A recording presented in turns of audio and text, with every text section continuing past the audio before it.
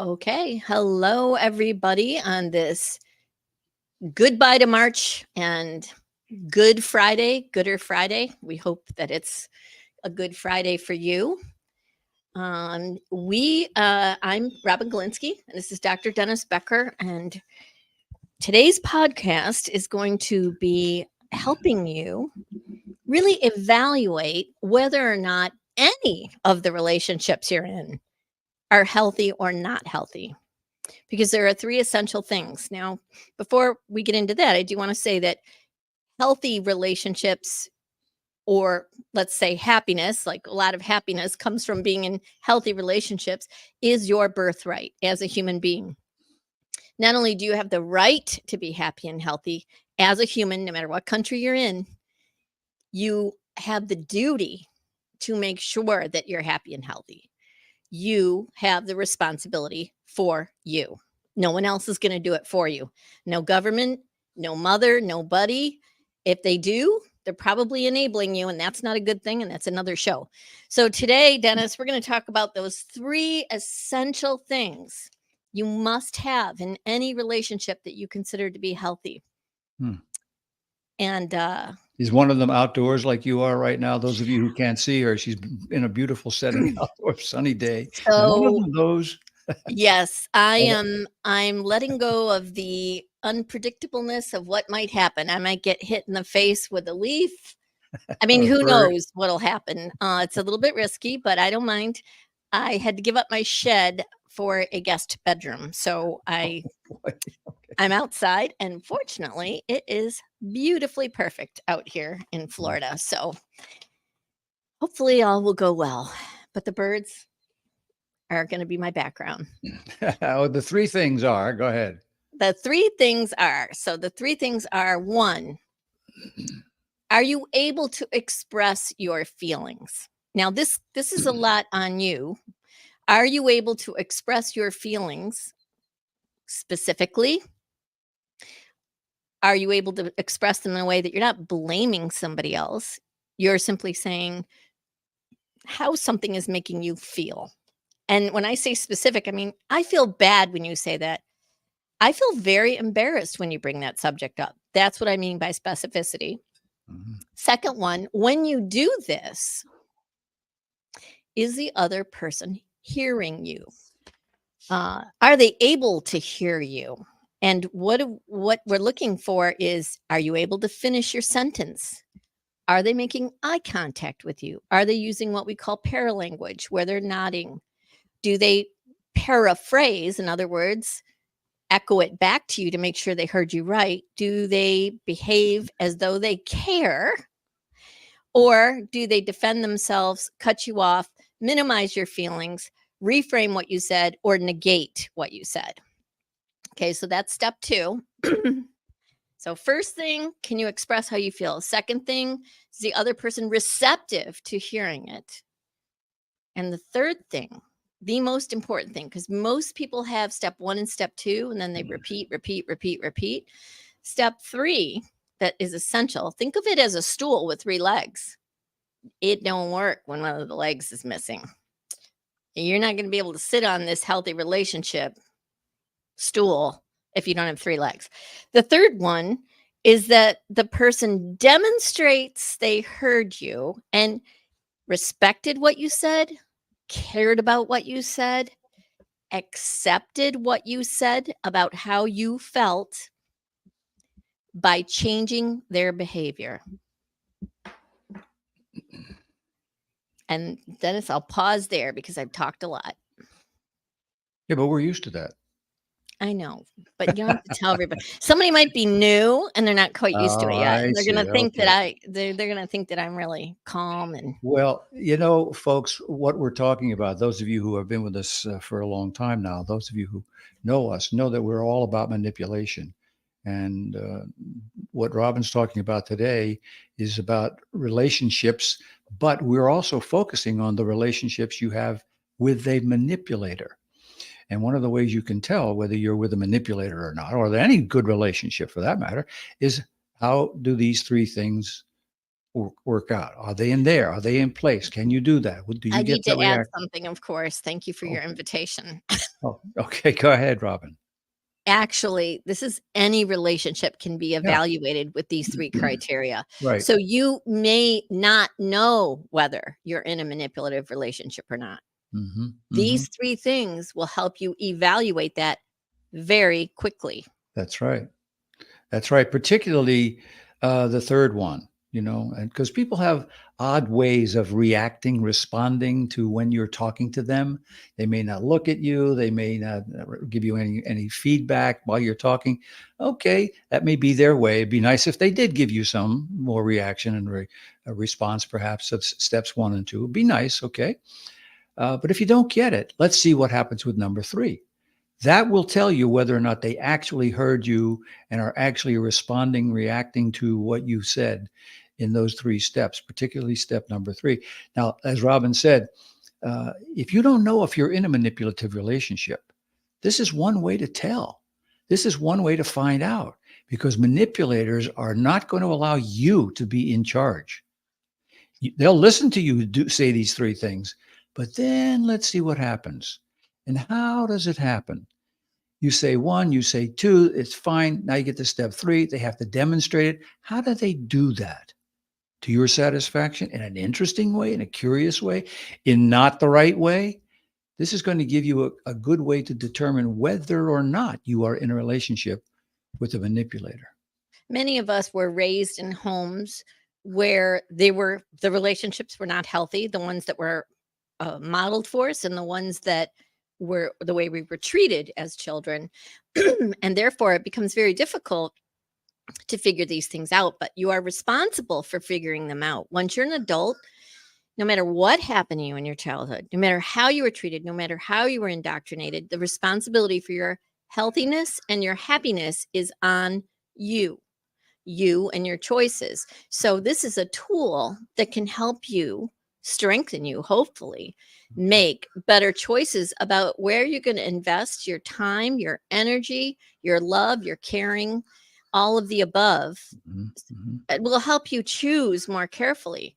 So we could go through step by step because there's a lot of red flags that happen along the way. mm. Oftentimes, step 1, if you were raised in, and Dennis, I know you and I were raised very differently. We're different generations, we're different genders, and we had dramatically different parental experiences. Dennis's parents were married and they had structure and they worked and they paid their bills and they weren't rich, but they were responsible. I had teenage parents who barely knew each other and were not responsible at all and didn't know what they were doing at all. So it was a dramatically different situation. But whatever situation you were born into, that's what you know. And a lot of times you can't even do step 1 because you don't even know.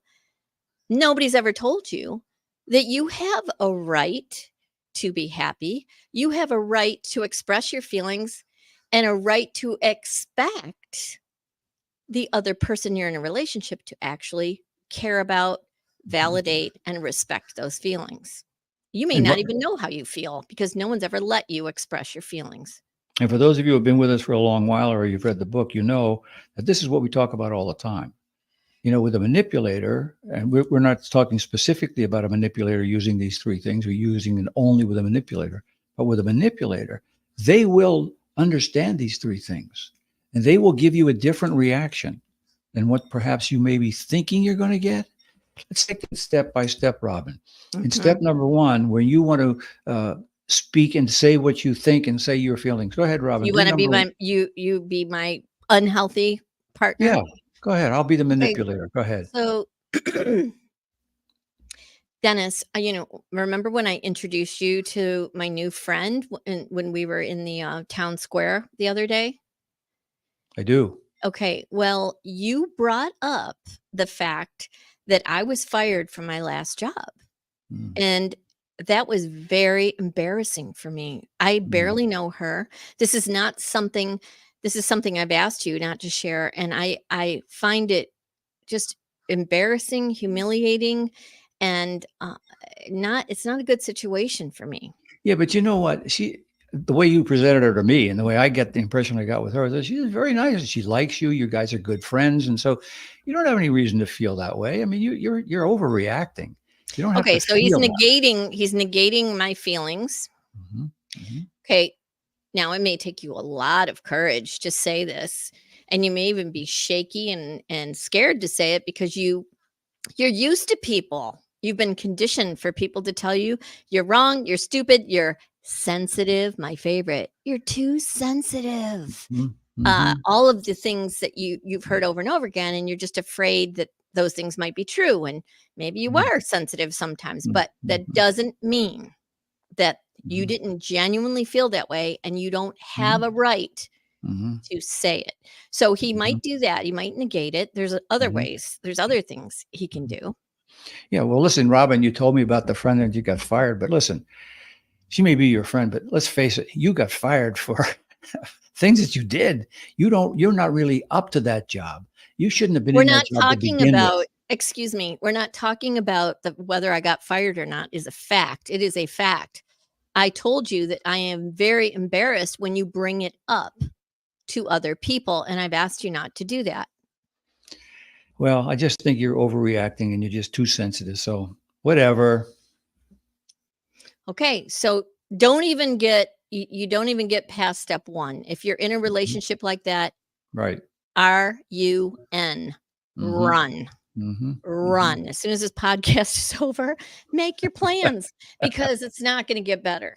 Yeah. It's just not. Now, Yeah. a really good sophisticated manipulator, though, they don't No. usually show their hand on step 1, No. It's too right? easy. So Do let it me give again. you and Do it Dennis, by again. the way, I may coach you at being a manipulator because I'm not very good at it or what? well, yeah, I mean, you could have more game. Do And it now again. I'm outing myself, but, We'll try another one. Do it again. all right. So, why don't you be the No, go ahead. I'm going person? to show you. I want to show the folks a different I wanna be tactic. the manipulator. You do it. Oh, geez. You don't like talking about your feelings because 'cause you're a man. Is that what you're gonna say? Just do it. You know, the other day, Rob, when we were over at the restaurant, I introduced you to Ted. He's a good friend of mine, but uh, you know, I had to talk to him about the idea of being fired from my job, and it was awkward to say that in front of you. I didn't want to do that, and it just made me feel awkward to have you there looking at me and watching me, and say, hey, I just felt bad about it. No, see what I mean? You can't no. How is that manipulative? Oh, easy, easy, easy. If you No, said that, yes, you're expressing your feelings to me. So yeah. I want you to tell me something that I did that makes you feel badly or embarrassed or exposed or you're telling me your feelings. Mhm. Just so give me something that I made you feel badly about. When you talk like that in front of other people, it makes me feel like, who the heck am I? I don't want to be on this sort of thing. I felt a little embarrassed for you. I felt embarrassed standing there, for crying out loud. You shouldn't talk like that in front of other people. Oh my gosh, what are you are you seriously you know what? You are so sensitive. You think everything's about you, don't you, Dennis? You're just sitting there thinking nobody cares, okay? You just need to just get over yourself. Okay? So I may go on the Mm. offense. Mhm. Mhm. And basically by doing that, I'm telling him he's wrong. He's wrong to have those feelings. He doesn't know himself. Okay, and this is how they undermine you Mhm. constantly. Okay, now let me show you a variety of that, folks. Listen to this. Robin, you be you, You can and only manipulate nicely, I you know, but watch that's this. good. Watch You what's can do gonna the nice happen. Go okay. ahead. Do it I'm gonna be again. me, so I'm Yeah, to bring yeah. something up? I'm using a different tactic, folks. Okay, Pay so attention. so Dennis, when I'm trying on clothes and you tug at them to show me where they're too tight, I find it really offensive. Oh, geez, I feel so bad about that. I mean, You're so you're so attractive in terms of the way you dress that I just want to be sure that things are working well for you because but now I really feel bad. There you I go. made you feel bad. I'm so sorry. I didn't mean That's to do it. that. There it is. That's the harder to spot Mm-hmm. Mm-hmm. manipulation. He doesn't mean it, but that's the way he's sliding out of it. Yeah, not Slippery. only does he not Yep. mean it, but he did not address Mm-hmm. my feelings. He No, I can. didn't He actually wants to make her feel bad for saying it. Oh, exactly. like she now needs to pity me. See, Yes. so you can manipulate in a lot of different ways, folks. So now let's say, and this happens a lot, a really good manipulator will fly through steps 1 and step 2 with colors, with just Hmm. doing the right thing. So I'll just kind of throw it out there to zip it along. So let's say, hey, Dennis, um, when the kids were watching TV too loud with their friends, it was embarrassing for them when you came in there and yelled at them. And, I don't think you should do that in front of the kids' friends. Hmm. Now, if he's a really wants to fly through step 2, he would say what? Do the right thing in step 2. If I want to, so yeah, I hear you're upset about that. I hear that, and I know it bothers you. Uh, but I feel like I want to protect you and protect the kids from getting a bad reputation. No, no, no, no, no. The right way to get through step 2 is saying it's saying, I can't be a good manipulator. It I sounds like know, I thank God. you'll be the I manipulator. know I can, and it's scary, but My goodness. it's saying, "I'm sorry, I will never do it again." Yeah. Right? That's how you fly through step 2. "Oh, I had no idea the kids were embarrassed by that. You're so right, sweetheart. I Hmm. won't do that again." Okay. And then what happens in step 3? Now he has to be able, your manipulator has to be able to show that he meant what he said. And the next time it happens, that he has a different behavior around that same activity. Right. So it never happens again, right? Well, I don't know, 2 weeks from now, he does it again. Hmm. He does it again. Yeah. What you can take away from that is he did not accept it. He didn't respect it. He didn't care about how you felt. Hmm. He simply wanted to pacify you in the moment. Perhaps one of the kid's mothers was standing there and the kid was rattled and upset by him yelling. And so he wanted to put on a show and show that he was gallant, not goofus. If you've read Highlights magazine, that he was Hmm. the gallant man and he was going to say and do the right thing. But Hmm. now you have to have proof in the pudding, which Hmm. is the behavior going to change? Hmm. And when it Hmm. doesn't, well, my friend, you are trying to put your weight and relax on a two-legged stool, and you're Hmm. never going to be able to relax. You're never going to feel secure. Hmm. It ain't going to work. Yeah. Yeah. So it's important to be able to understand these three separate steps and that you are actually in control of all three of them. You control the way that they work, that you do number one, number two, number three, that they respond to you in that order. Absolutely. And it gives you control to be able to do it. And it gives you information. Now, it's not going to stop the manipulation. It's not going to stop the behavior necessarily. But as we've said to you many, many times, when these kind of things happen, what do? Write it in your notes, put it in your journaling. Because these behaviors that manipulators or other people have, they're going to repeat themselves. They like patterns, particularly if they see that by doing or saying whatever they did, it got to you.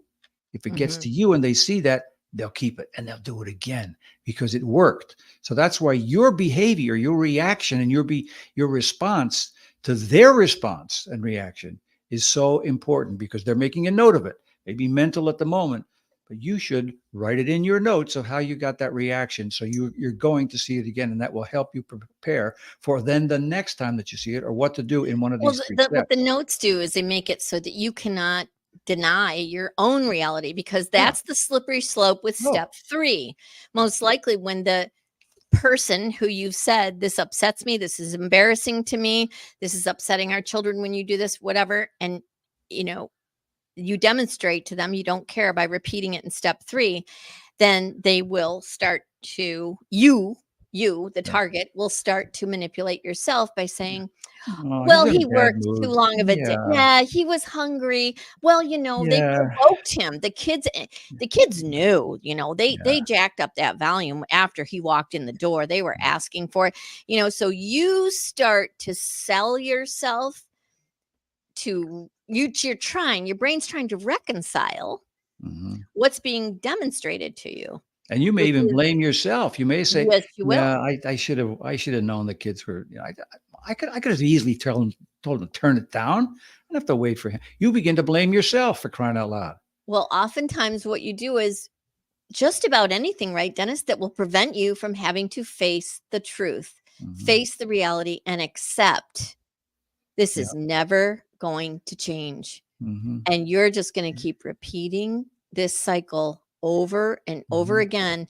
And the cost to you is a deep erosion of your own sense of well being, your Mhm. own happiness.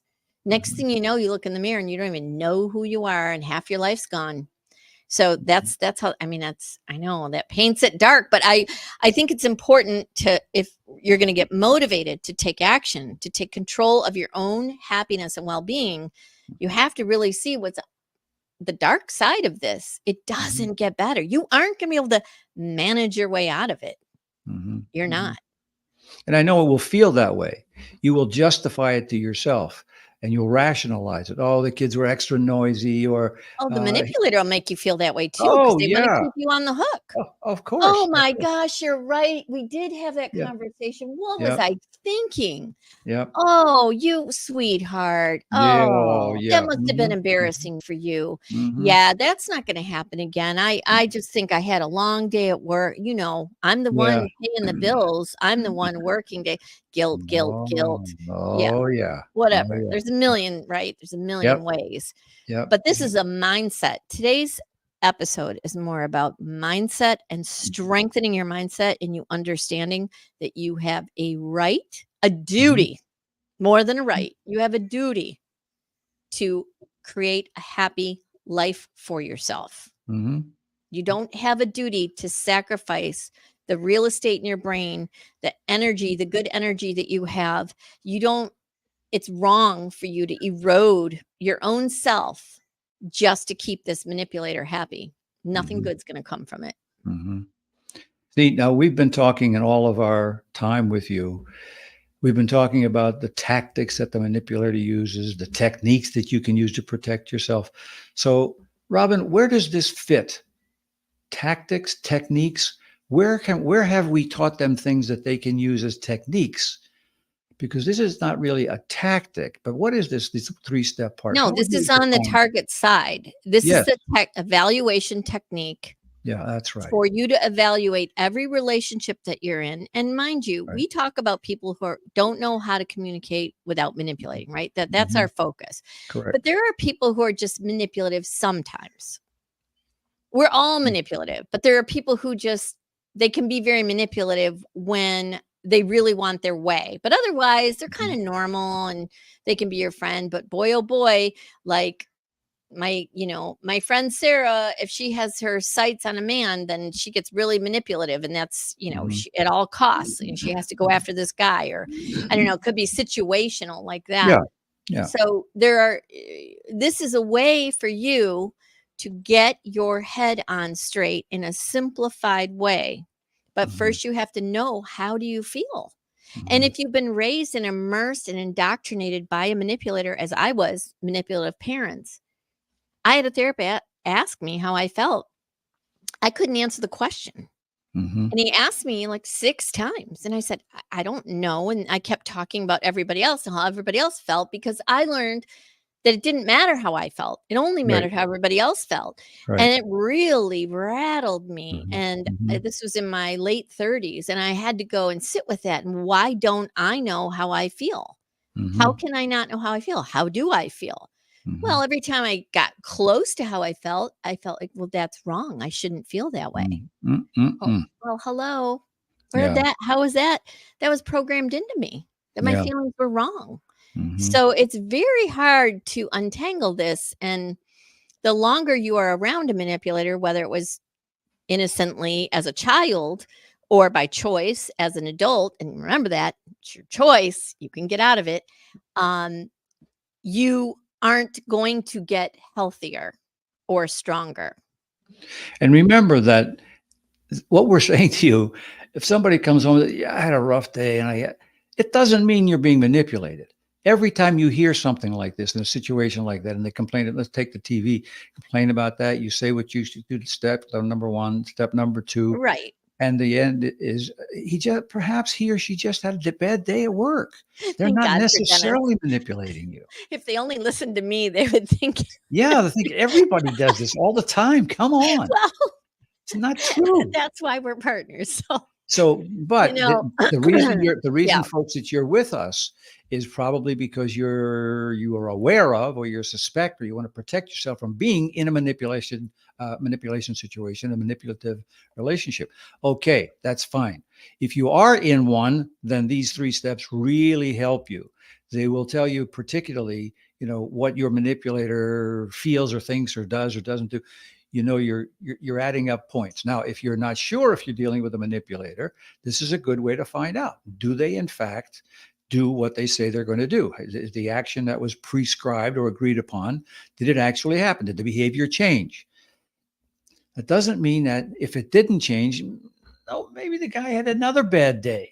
You got to blame mm, him twice. How mm, often does this go on? mm. No, you can't do it just around Well, one so issue, one thing. You good got to point. do it several times to find out in the relationship in several ways, several different situations. When you do step one and you do step two and step three, what happens? If it's repeated that it doesn't seem to be what we agreed on, then you got to get a lot more suspicious about it. Well, I think you need to take action, but I will say step 3, you talked about techniques, and we are coming up on 3 minutes left here. The technique in step 3 is to be succinct and direct and remind them, Bob, remember when we talked about you yelling when the kids are over and you said you wouldn't do it anymore? You did it again, Bob. Please go apologize to the children. Short, succinct, and you ask him to remedy his action. Now, if he says, I'm not apologizing to, well, okay, you Well, got your there you answer. go. There you go. So, Yeah. Yeah. but you do have to, well, if you want to succeed with this, even in your own mind to strengthen yourself, you do need to, when step 3 is when they come to demonstration and they fail at keeping their word about a changed behavior, you do need to point it out. Now, Mhm. is it going to change anything? No. Are they probably Mhm. going to give you backlash? Probably. Yeah. But what it will achieve is internal strength in you Mhm. Mhm. because you know you didn't let it slide. Yeah. You're holding Yeah. your own, and Yeah. that's why it's so important. Yeah.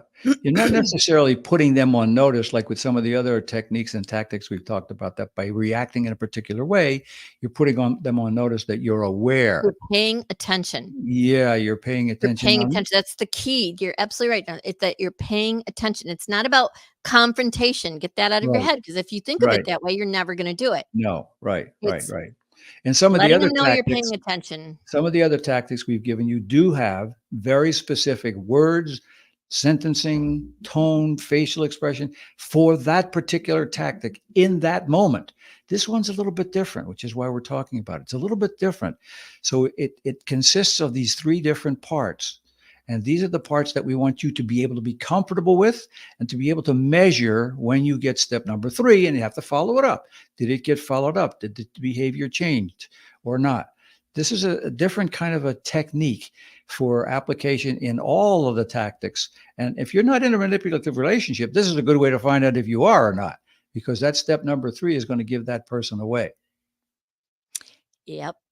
It will reveal itself. And we would love to hear how you succeeded in Mm, applying these 3 steps. yeah. So, whatever social media platform you're hearing us on, I think you have to give StreamYard permission in order for you to be able to make comments live. We're still figuring all that out, and we will.